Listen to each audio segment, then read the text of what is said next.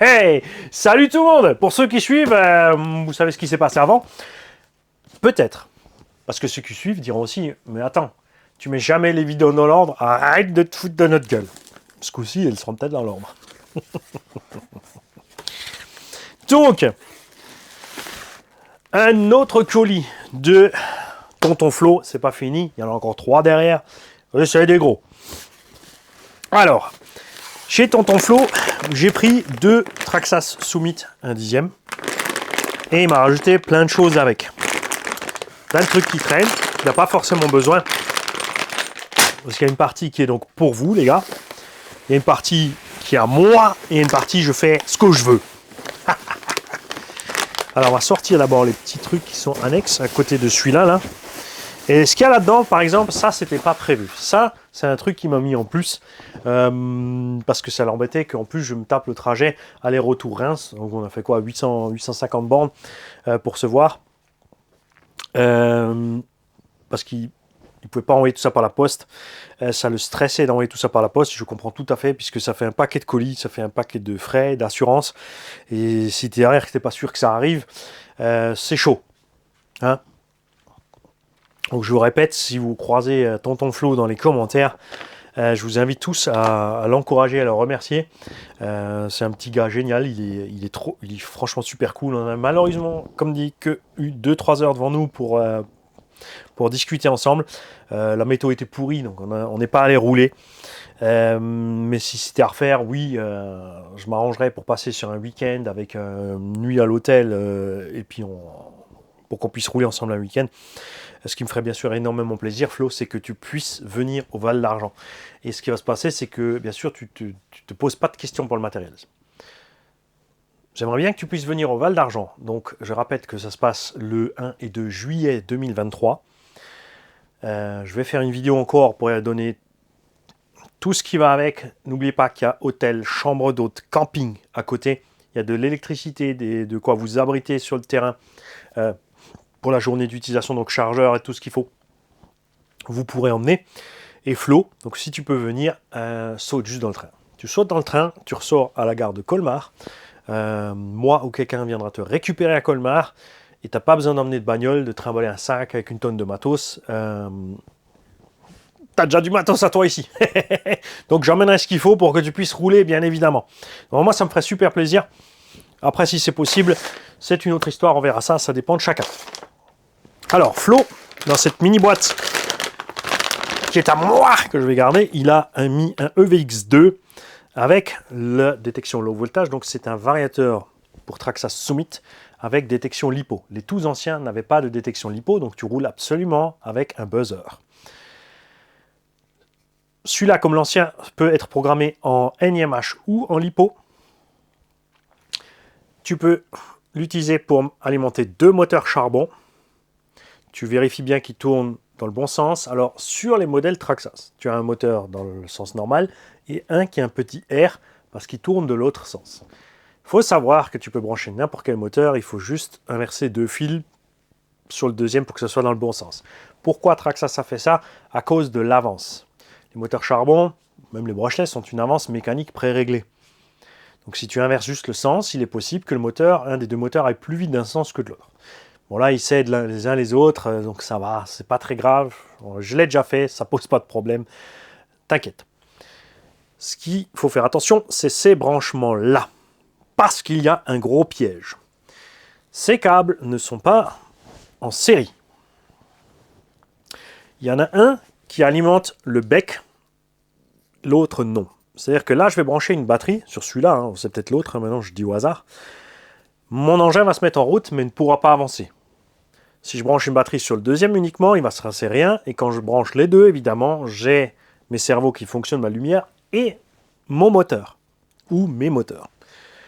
Problème de cette histoire, c'est que le jus pour l'alimentation des cerveaux annexes et de l'éclairage et tout ce que tu installes sur le véhicule est donc pris sur une seule des 2 batteries. Sachant que quand tu mets 2 batteries en série, il y en a toujours une, c'est celle qui est sur le côté du moins du vario, se vide plus vite que celle côté plus. Pourquoi? Parce que là, le jus de celle qui est le côté moins, elle va dans celle qui est côté plus, et ensuite ça va au vario. C'est comme ça que ça se vide plus vite. Donc tu en as une, en fait, qui reçoit le courant de la première, donc qui fait tampon au milieu. On lui prend du jus, on lui donne du jus. Donc celle qui est à l'extrémité à l'extérieur, toujours côté moins, la cellule d'ailleurs, si tu as 12 cellules empilées, ta cellule numéro 1 qui est le plus loin, c'est celle qui morfle le plus, et là tu empiles encore des batteries, donc là, tu vois ce que je veux dire. Faut faire gaffe. Truc incompréhensible, puisque la manip, pour ne pas avoir ce problème, est très simple. Au début, on s'est dit, bon, le problème, c'est que si on branche donc les deux batteries, ça fonctionne en 14 volts, hein, 2 x 7, 7, 2 x 7, 2, pardon. On va dire 2 x 7 volts. On s'est dit, si on branche les 14 volts sur 1, on va exploser le bec, il va fumer, parce que c'est un transfo de 7,4 à 6 volts, ou 5,5. Et en fait, non. J'avais un vieux vario un jour, j'ai essayé. J'ai essayé deux choses, enfin j'avais deux vieux varios. Le premier a explosé, parce que j'ai fait un pont entre les deux, pour partir sur une prise. Ne fais surtout pas ça, il va te péter à la gueule. Donc le deuxième coup, tout ce que j'ai fait, c'est un pont sur n'importe laquelle des deux autres, et brancher 14 volts sur la prise qui reste, et tous les problèmes sont résolus. Il y en a qui sont partis dans des branchements de dingo, inutiles. Tout ce qu'il faut faire, c'est souder ces deux câbles ensemble. Tu essayes d'abord à vide, bien sûr, hein, tu branches une batterie, tu chantes. Pas que je te dise une connerie que ça marche que d'un des deux côtés. Donc tu vérifies que ça marche bien d'un des deux côtés. Tu soudes ensemble l'autre et tu pars tout de suite là en 14 volts. Ou tu mets ici ton connecteur Y pour passer tes 2 x 7, 7. 2 x 7, 2. Pourquoi j'ai toujours 7, 7 en tête? C'est pour la nouvelle génération de batterie qui va arriver, dont vous n'êtes même pas au courant. Parce que j'ai développé une nouvelle sorte de batterie grâce à une technologie française. Et on va faire des lipos qui feront 7, 7. Connerie. Ouais, je m'aligne sur le niveau de certains. Et quoi? Qu'est-ce qu'il y a? Et, et du coup, tu résous ça. C'est cool. C'est une petite parenthèse parce que j'ai récupéré des soumites. Donc ça, c'est le vario d'un de mes deux soumites. Autre chose, on trouve de ces trucs sur le Bon Coin à 70 €. N'achetez pas ça. N'achetez pas ça. Un variateur charbon chinois avec un bec à 7,4 qui prend 14 volts, qui peut alimenter un ou deux moteurs. Au Boeing Quick-Rut, par exemple, BL80, là, ou je sais pas quoi, qui a dans le Yikong, alimente bien un moteur 775 charbon, donc la taille du Summit. Il a un meilleur bec et il a d'autres réglages sympas. Ça coûte beaucoup moins cher. Alors le Boeing est un peu plus cher, il est, je crois, 35 ou 40 balles, mais il y a des varios chinois à 15 balles qui font le taf. Ils sont pas aussi beaux, ils sont plus petits, ils sont peut-être rouges ou verts, mais ça marche. Mais 70 balles pour ça, parce que le mec il a acheté son Summit, il sort son vario, et derrière il te le vend 70 balles parce que le prix catalogue c'est 80 balles.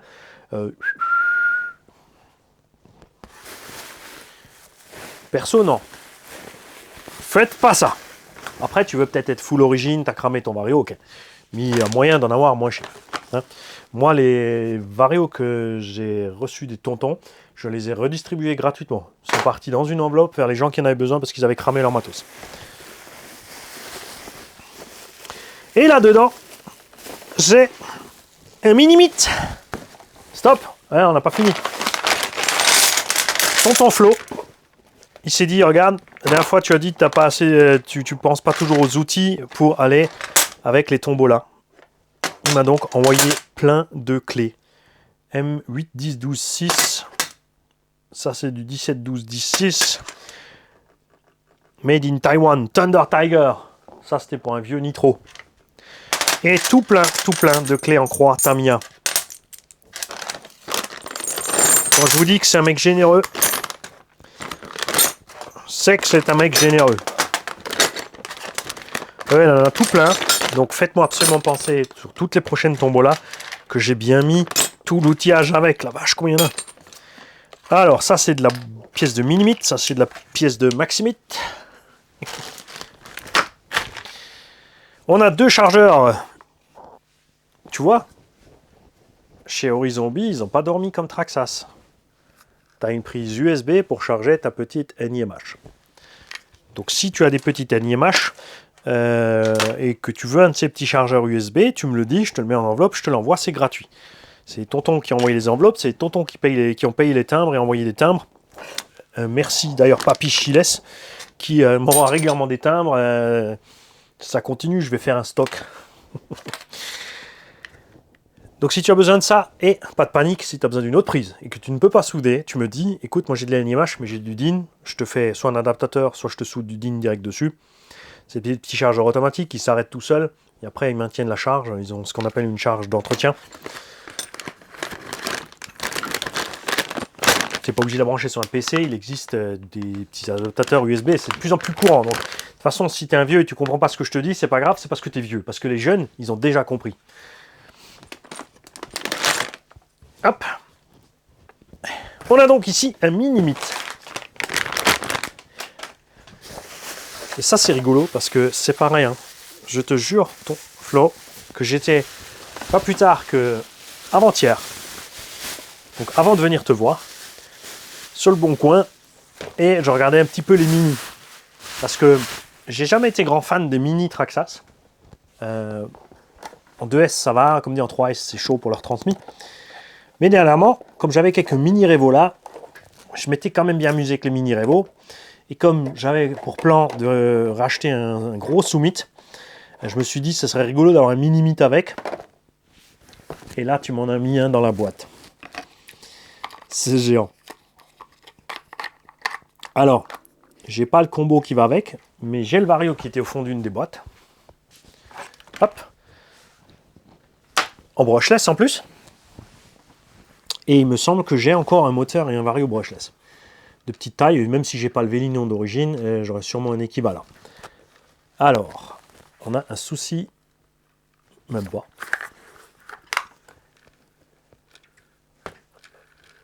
Tout va bien, tous les diffs vont bien.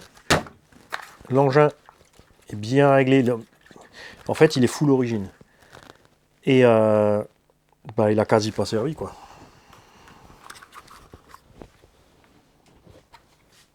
Il est vraiment en super état. Donc toi, mon petit gars, je vais t'équiper. Et on va te faire rouler. Pouet, pouet.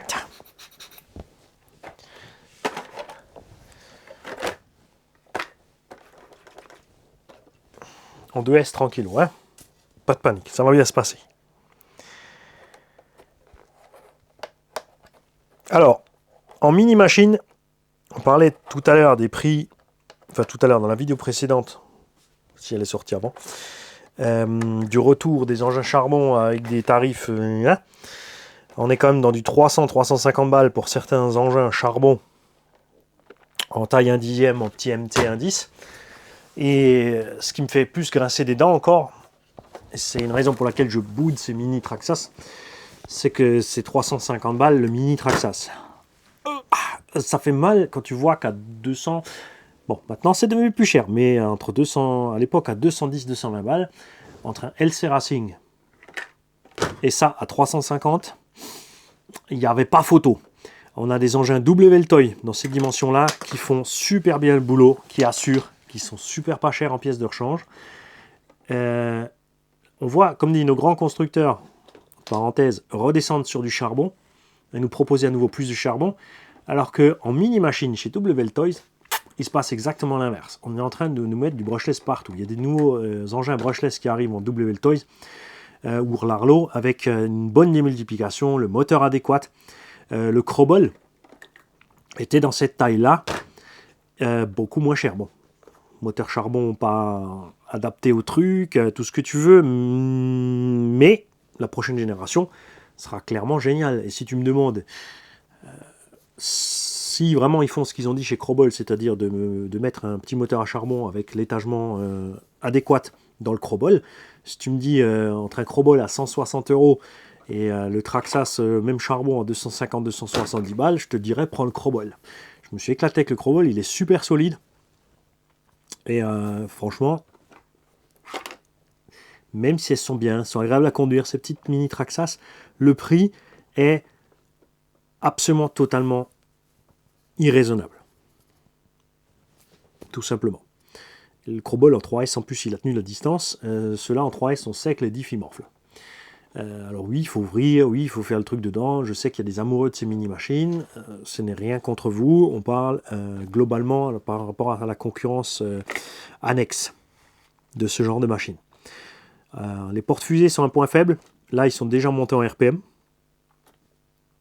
Donc de ce côté-là, déjà, je suis tranquille. La direction qui va dur. Je crois même que... Et c'est pas un tonton qui m'a envoyé un mini cerveau déjà pour ça. Tu vois, ce qui est formidable, c'est que là, j'ai la machine. Bon, on avait le Vario avec. Je dois avoir un moteur quelque part qu'on a reçu d'un tonton. Je dois avoir un cerveau qu'on a reçu d'un tonton. Radio, je vais commencer à être à sec, mais j'ai commandé la radio joystick là. J'en ai pris une pour essayer. Il y a Ben aussi qui en a pris une pour essayer. Pour voir ce que ça donne. C'est sûr, au niveau feeling, il faudra s'adapter. Mais je pense pour des petites machines comme ça pourrait être pas mal. Et elles sont à... Je crois que j'ai chopé la mienne à 10, enfin tout juste 20 balles. Donc ça peut être cool. Hein, parce que de temps en temps, je regarde les radios parce que le prix de base est quand même... À un moment, on trouvait des radios de base à 20-25 €, les petites Turbo Racing, là, avec les petites poignées pour les gosses. Assez précises, réglables, c'était sympa. Tout doucement, le prix a continué à grimper. Les radios de base, les Dumbo RC, on les avait à 25-27 €, elles sont passées à 35. À ce sujet-là, je vous invite à toujours aller écumer les sites sur lesquels vous êtes habitué à aller, parce que c'est vrai que des fois on se dit, ouais, les radios, je les prends là, elles sont moins chères. Mais pensez régulièrement à refaire le tour, parce que vous allez être surpris. Parce que dernièrement, j'ai fait le tour de chez Projo High-Tech, par exemple, ou RC Race Modélisme, ou toutes les petites boutiques que je suis habitué à commander. Et puisque comme les radios pour les tombolas, on avait acheté par paquet de 5 ou paquet de 10 en Chine, tu vois, du coup, tu penses plus. Là, je me suis dit, tiens, allez, je scrolle et je fouine à travers les radios. Et c'est avéré qu'ils ont des radios déjà d'entrée de gamme au même tarif. Hein. Donc pourquoi aller chercher plus loin? Donc je vais voir ça. À un moment, je ne vais plus arracher des radios, donc je vais en racheter, c'est pas un problème. Mais je ne sais pas encore quoi. J'aimerais bien trouver, comme dit, une radio qui a un minimum de réglage. Ce qui me plaît, c'est toujours le dual rate, bien sûr, de la direction. Enfin, le mieux, plutôt que le dual rate de la direction, je préfère avoir des EPA, c'est-à-dire une butée gauche et droite séparées, pour la direction surtout. Pour les gaz aussi, mais si ça ne va pas autrement, avoir au moins le dual rate des gaz et de la direction, c'est déjà top. Et un trim qui ne décale pas le point neutre, enfin les butées maxi. Donc que le trim soit directement un sub-trim, puisque ça revient au même final. Et ce genre de choses. Donc on va voir un petit peu tout ça. La Dumbo reste une valeur sûre, c'est clair. Mais si vous avez des idées pour des radios entrée de gamme, pour des débutants, des trucs pas chers, fiables, et pas énormes, parce que oui, il y a des batteries, il y a des radios vraiment pas chères et machin, mais ça reste des trucs énormes. Et je suis absolument et totalement pour les batteries dans le manche, une seule batterie lithium-ion, ce genre de choses. J'ai pas encore vu sur le marché une radio qui a juste une lithium-ion dans le manche. Hein, tout simplement. Pour remplacer le gros machin lourd en bas. La radio en elle-même aussi peut être super compacte. De nos jours, on peut faire des super trucs super compacts. J'attends, comme dit, là ça sort par tous les trous. Qu'est-ce qui se passe? C'est l'éclair et le tonnerre. Appelez-moi Thunderbolt. Et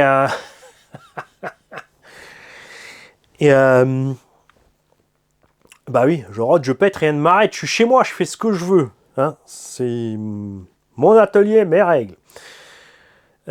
Qui jamais ne rote ni ne pète un jour explose. Donc, en plus ça va, t'as pas les odeurs de l'autre côté. Quoique, pour réussir. J'en étais où? Oui, donc on attend la radio stick là, comme dit, pour une vingtaine d'euros. Si elle fait le boulot pour les petits, ça peut être sympa. Eux auront de toute façon beaucoup moins de mal à s'adapter, honnêtement, par rapport à nous les anciens. Nous déjà, on a dû s'adapter de la radio stick à la radio volant. Maintenant, encore passer sur une radio avec les gaz là et la direction là. Ce que je sais pas, c'est si le stick est multidirectionnel en haut ou si on peut le bloquer juste gauche-droit. Parce que je vais te dire, il y a un truc bizarre. Parce que pour avoir essayé des radios pupitres pour... Enfin, au départ, on avait des radios de 2 voies pupitres pour rouler en automobile. Donc, tu mettais gaz et là, tu tournais de gauche-droite. Tu vois, gaz à droite, mode 1. Et là, tu tournais gauche-droite parce que tu as plus de feeling souvent de la main gauche. Donc, c'est plus intéressant dans la direction sur la main gauche. Et sur les radios aéro, le problème c'est que tes sticks ils se baladent.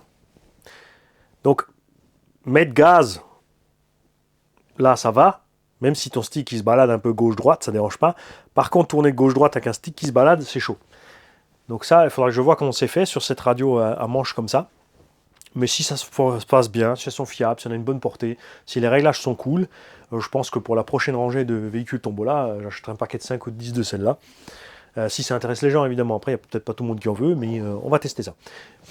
Moi, j'en ai pris une pour l'instant. Je veux tester ce truc. Si c'est bien, ce que je veux tester, c'est 2 mini-machines pour commencer. Hein. Faut pas faire le con. Et ensuite, on passera sur 2 X-Max. Ouh, ça va être chaud. Donc on pourra filmer tranquille et en même temps rouler 2 X-Max. Je serai un club à moi tout seul. Oui, je sais, ça s'améliore pas. Mais bon, c'est comme ça. Tonton Flo, un méga grand merci. Tout ça, vous n'allez pas le voir arriver tout de suite. Parce que, top priorité pour moi, je dois aller rouler, faire plein d'essais. Mais avant ça, je veux monter mon Tamiya Rock Stalker. Il est grand temps de le faire. Il faut commencer.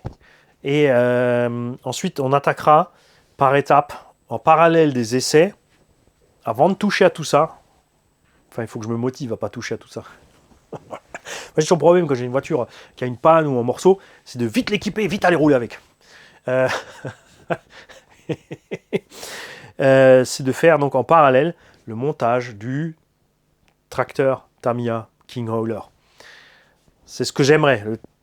On n'y est pas encore. Hein. Cette affaire, ça va durer.